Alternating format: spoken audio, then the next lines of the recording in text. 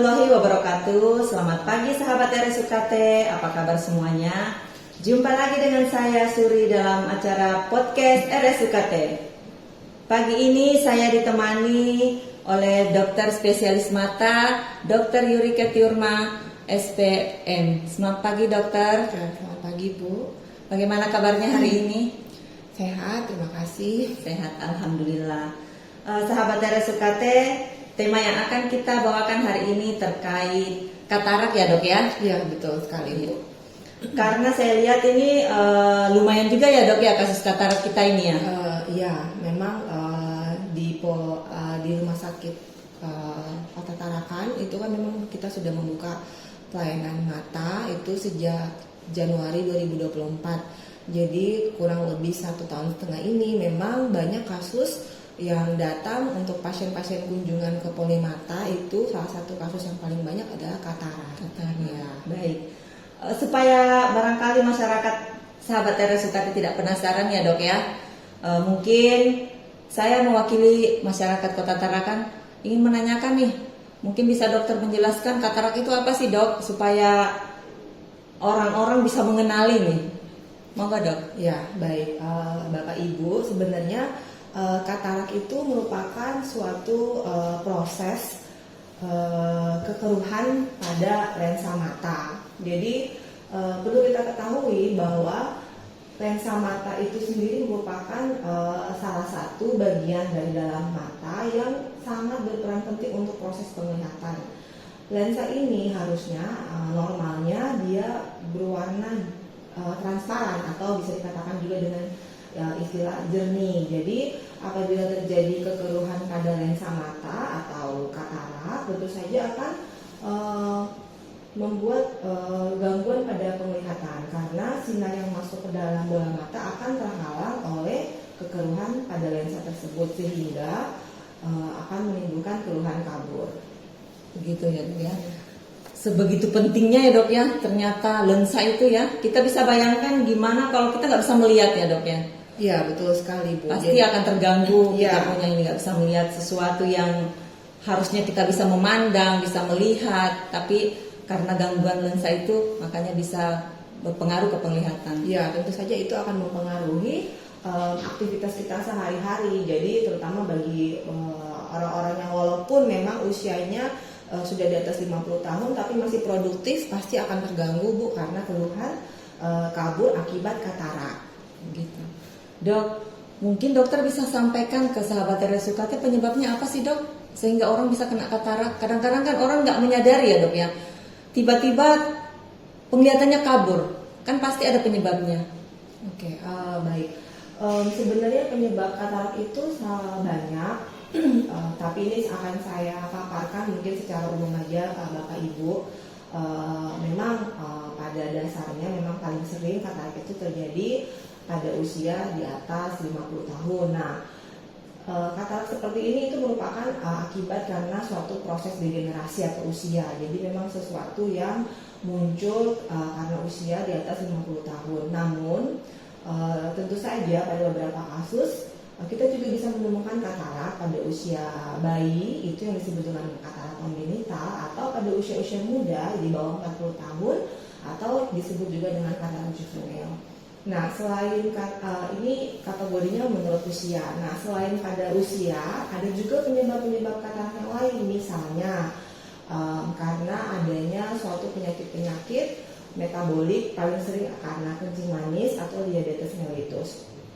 Atau pada kasus-kasus di mana pasien itu sering mengalami mata merah berulang. Nah, kejadian seperti ini dengan mata merah berulang atau ada radang pada mata itu juga bisa mengakibatkan komplikasi yang akhirnya muncul suatu katarak.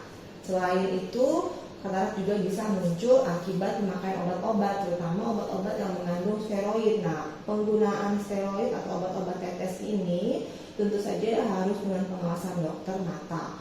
Sehingga karena apa? Karena pada pemakaian steroid jangka panjang yang tidak diawasi oleh dokter itu juga bisa mengakibatkan katarak.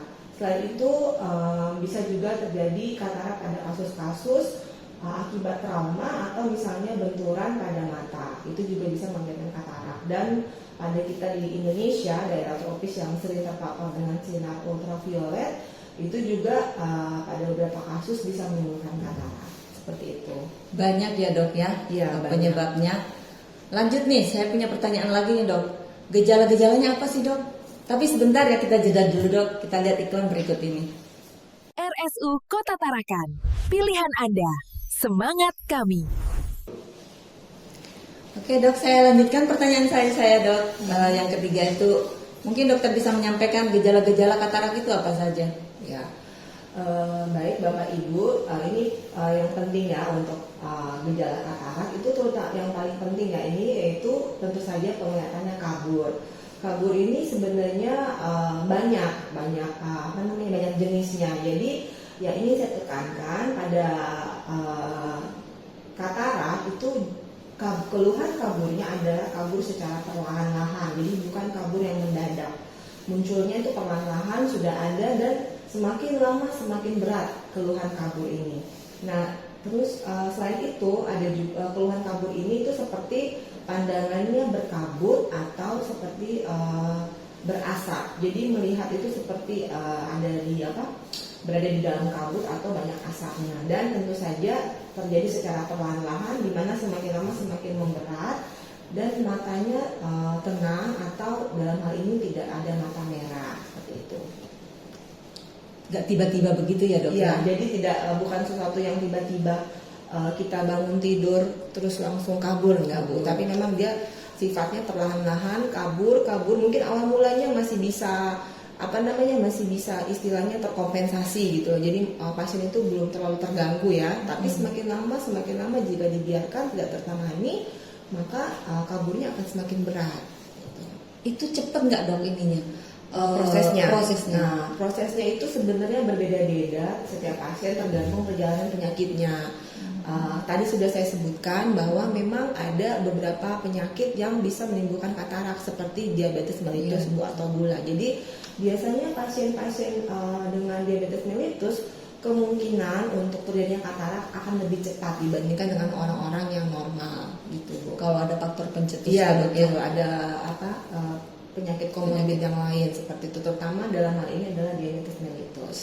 Begitu. Menarik ya sahabat RSU KT. Lanjut dok, saya masih mau nanya lagi dok. Penanganannya apa dok? Gimana seperti apa penanganannya supaya sahabat RSU KT ini paham untuk bisa mencegahnya supaya tidak ini? Ya. Penanganan katarak itu sendiri nanti kita lihat menurut kategori katarak. Jadi kalau untuk kategori yang ringan Ibu, biasanya cukup kita memberikan kacamata. Jadi biasanya untuk kategori ringan itu masih bisa terkompensasi, kita bantu dengan pemberian kacamata dan beberapa obat-obat tetes seperti vitamin mata. Tapi untuk kategori sedang atau bahkan berat biasanya sudah tidak bisa terkompensasi dengan kacamata, di mana kacamata itu sudah tidak bisa banyak membantu, sehingga tentu saja pada kategori ini diperlukan tindakan operasi atau bedah katarak. Nah, tindakan operasi atau bedah katarak ini merupakan suatu prosedur di mana kita mengeluarkan lensa yang mengalami kekeruhan tersebut dan diganti dengan lensa baru, lensa yang jernih sesuai dengan kebutuhan pasien, sehingga tentu saja pandangan yang tadinya kabur akibat kekeruhan lensa kembali menjadi terang atau bisa melihat kembali karena lensa yang keruh sudah kita ganti dengan lensa buatan yang jernih seperti itu Bu.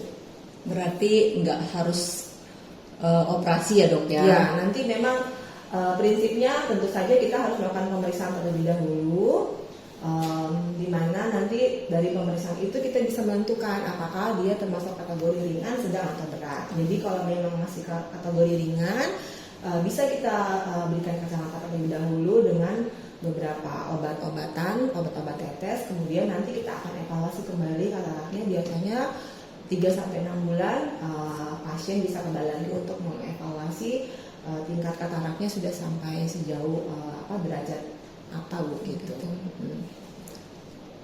Pertanyaan terakhir nih dok, mungkin dokter bisa memberikan tips-tips kepada sahabat RSU KT ini apa yang harus dilakukan untuk mencegah supaya tidak terjadinya katarak? Tapi dokter jangan jawab dulu ya, Ya. kita jeda iklan berikut ini. RSU Kota Tarakan, pilihan Anda, semangat kami. Baik dok, kita lanjut pertanyaan terakhir tadi ya. Saya ingin dokter memberikan tips kepada sahabat RSUKT bagaimana pencegahan penyakit katarak itu.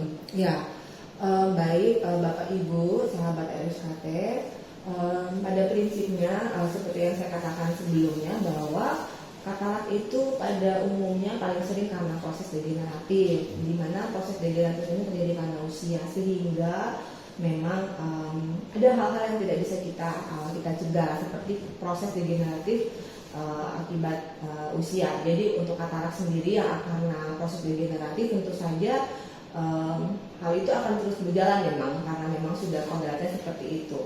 Namun harus saya tekankan untuk pasien-pasien dengan penyakit-penyakit penyerta seperti kencing manis atau diabetes mellitus atau hipertensi, tentu saja harus menjaga pola hidup yang sehat agar kataraknya tidak lebih cepat muncul dan tentu saja dengan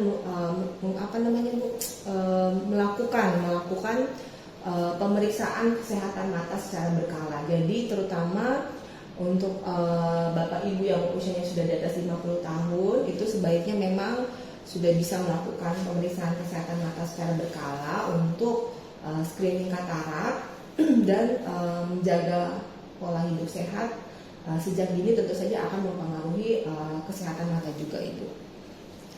Secara berkala di sini maksudnya per berapa ini dok? Apakah per tahun atau per 6 bulan atau gimana?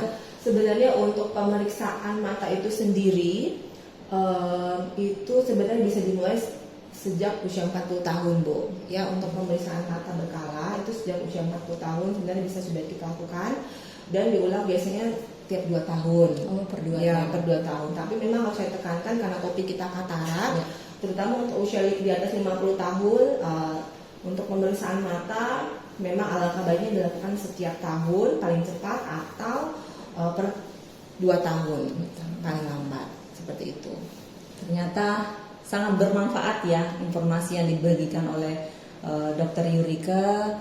Mungkin cukup sampai di sini dokter. Semoga apa yang dokter sampaikan bermanfaat bagi sahabat RSUKT.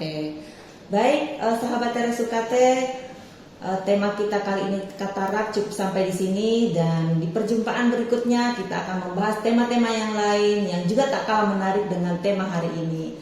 Mungkin cukup sekian dari saya.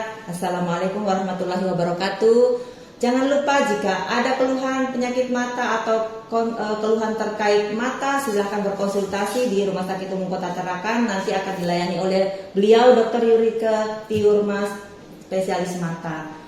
Baik, sekali lagi terima kasih atas perhatiannya. Terima kasih dokter sudah bersedia hadir di sini sama-sama. dalam acara podcast dari RSUKT. Sampai jumpa, pilihan Anda, semangat kami. Assalamualaikum.